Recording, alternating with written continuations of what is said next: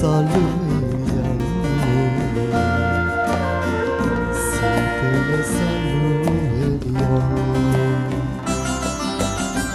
කලකුත් පටුවේ සුදු මැලි පාටින් සීතල සලුවේ යන්නේ කාටද සලුවේ යන්නේ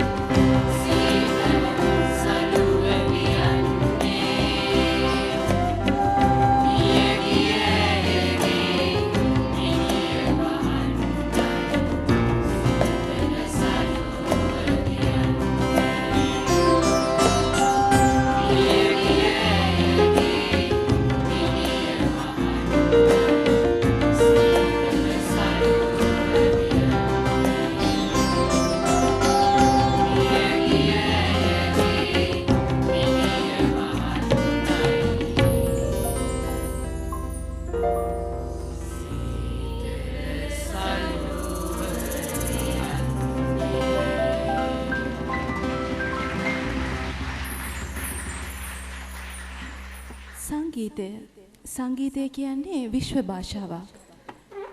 සප්තස්වර වලට මුවා වෙලා මහා විශ්වකර්ම කිරීමට මේ සංගීතයට හැකියාව තියෙනවා. විටක ප්‍රේක්ෂකයා මුෙහි හසරැල්ලක් ඇති කරන්න, තවත් විටක දොම්නසක් ඇති කරවෙමින් දෙනෙතට කඳුළු බිඳු උපද්දවන්නට මේ කියන මහා විශ්වකර්මයට හැකියාව ලැබී තිබෙනවා. මේ රණවයරකු දෙව්වේ ජීවිතයේ සුන්දර තැන් සොයා යන්නට, සෙනෙහසින් ආදරය විඳින්නට ඔබත් එන්න අපිත් එක්ක. අපි මිතුරෝ එක රැනේ සමනලයෝ. මේ නව නිර්මාණයේ තනු නිර්මාණය අනුපමා වෙදගෙදර, සංගීතය ජනිත් චාමර, පද රචනය යශෝදා.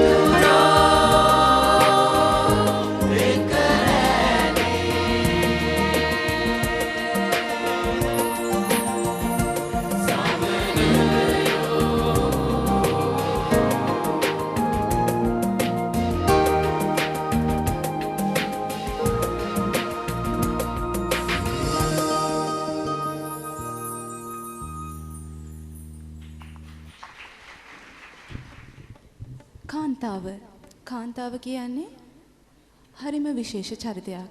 ලෝකයේ ඇති උතුම්ම পদවිය වෙන මව් পদවිය ලබන්න හැකියාව තියෙන්නේ ඇයටම පමණයි. ඒ නිසාම කාන්තාව දේවත්වයෙන් සලකා ඓතිහාසික මූලාශ්‍ර හා බැඳුණු නර්තන සම්ප්‍රදායක් තමයි පහතරට නර්තන සම්ප්‍රදාය කියන්නේ. පහතර නර්තන සම්ප්‍රදාය ගොඩනැගෙන්නේ පුරාවෘත්ත සමග. මේ පුරාවෘත්ත ගොඩනැගෙන්නේ බොහෝ විට කාන්තාව මූලික කරගෙන.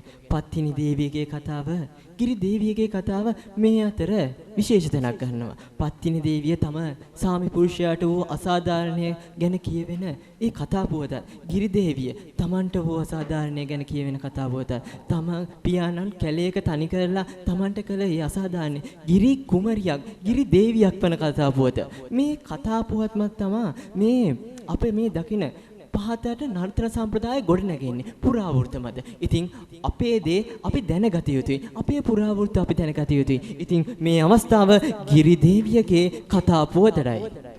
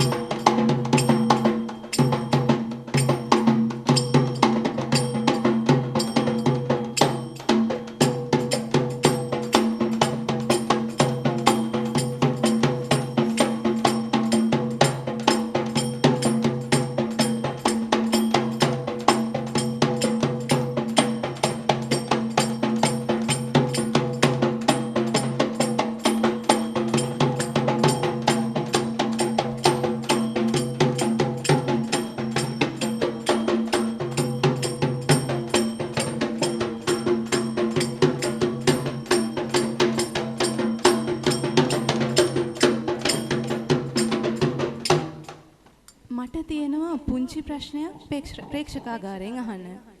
ඔබ දන්නවද ඇයි මිනිස්සු මේ තරම් අතීතයට ප්‍රේම කරන්නේ කියලා? අපි බහුතරයක් ඒ බව දන්නේ නැහැ. නමුත් අපි දන්නවා මරණයට පවා ඇසිල්ලක හෝ ජීවිතයක් තිබෙන බව. ඒ ඇසිල්ලෙදි පවා මිනිසුන් තවත් එක් ඇසිපියක් හෝ සලන්නට වෙර දරන්නේ ඔවුන් අතීතයට දැඩිසේ ප්‍රේම කරන නිසායි.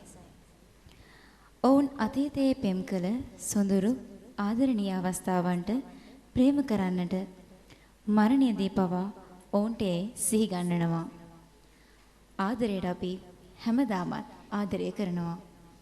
මලක්කුණේ ඇයි නුඹ මට ජීවිතයට සුවඳ සදන එනමුදු සිප ගන්නට තහනම්. එදා අමරසිරි පීරිෂ්වරයන් විසින් ගැයූ ඒ ගීතය අද ස්වරංග වේදිකාවේ ගැයෙන්නේ අනුපමා වෙදගෙදරගේ හඬින්.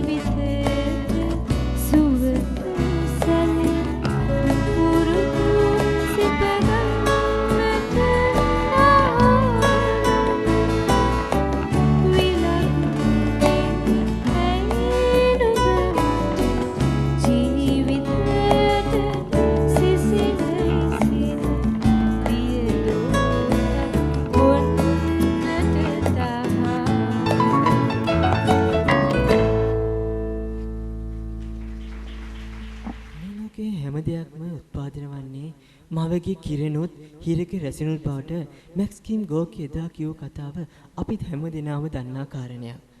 ඒ වගේම මේ ලෝකයේ හැම සෞන්දර්යයක්ම හැම කලාවක්ම උත්පාද වන්නේ ප්‍රේමයත් සමග. මහගමසේකරයන් ආනන්ද සමරකෝන් වැනි ඈත අතීත යුගයේ සංගීත කලාවට පණ දුන් මහා දැවැන්තයන් වගේම අමරදේවයන්, සුනිල් නෙදිරිසිංහයන්, අමරසිරි පීරිෂූරීන් වැනි විවිධත්වයෙන් යුතු මහා පතාකයන්ද පසුකීමි. යුග යුග ගණනක් පැනනගෙන අපේ කාලයේ සංගීතයටද ප්‍රේමය නෑකම් කියන්නේ එකලෙසටමය. එකී මෙකී මොන හැඩතලයන් ඔස්සේ කලාව දලුලා වැඩුණත් ඒවායේ උත්පත්තිය බැඳී පවතින්නේ ප්‍රේමයත් සමගයි. වෙන තතක් හැඬ වෙන තැනක් ඔබ, මధు වෙතක් උතුරන තැනක් ඔබ, තෙලි තුඩක් දැවටෙන තැනක් ඔබ, පන් හිඳක් ගැවසෙන තැනක් ඔබ.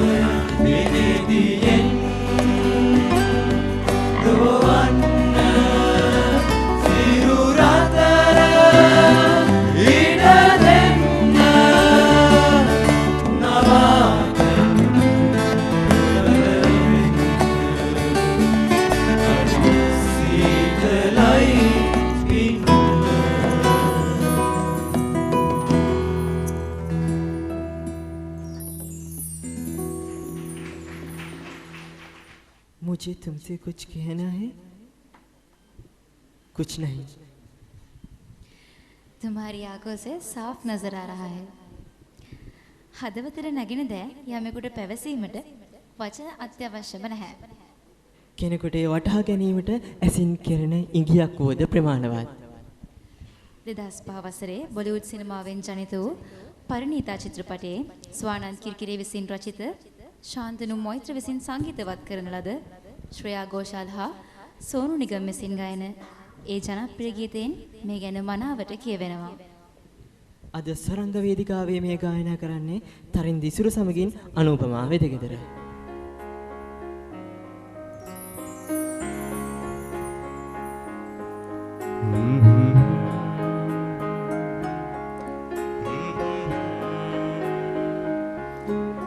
La la la, hey, hey, you are mine.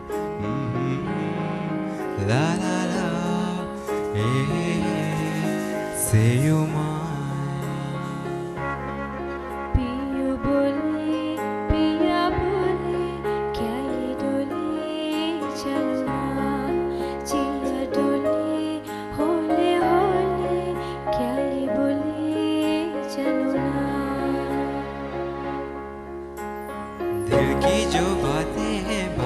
जो दिल की है दिल ही में रखना पिया लब दो ना खोलूं मैं खोलूं ना लब तो पर आंखों से सब कह दिया पीयू बोले पिया बोले क्या ये बोले चलो ना चिया डोले होले होले क्या ये डोले चलो ना पिया बोले क्या ये बोले जानू ना जिया डोले होले होले क्यों ये डोले जानू ना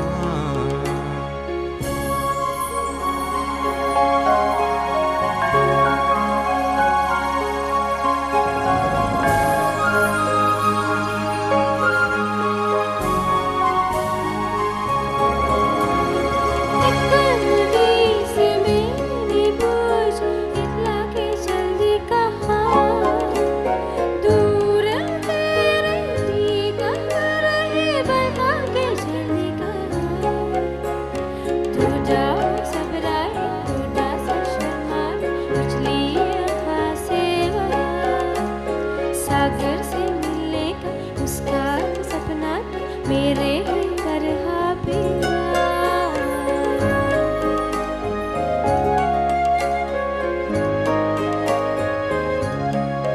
चिया डोले होले होले क्या ये बोले चलो ना पियू बोले पिया बोले क्या ये बोले चलो ना जिया डोले होले होले क्यों ये डोले जानू ना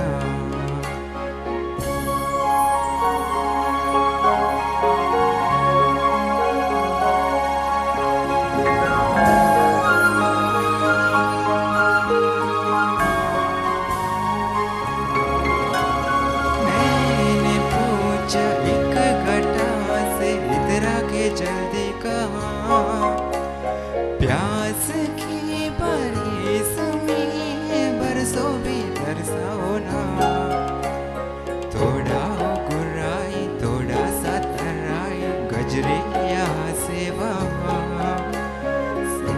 लौटाती फिर चम चम चम बरसी वो तेरी तरह पिया पियू बोले पिया बोले क्या ये बोले चलो ना चिया डोले होले होले क्या ये बोले चलो ना पिया बोले क्या ये बोले चलो ना जिया डोले होले होले क्यों ये डोले जानू ना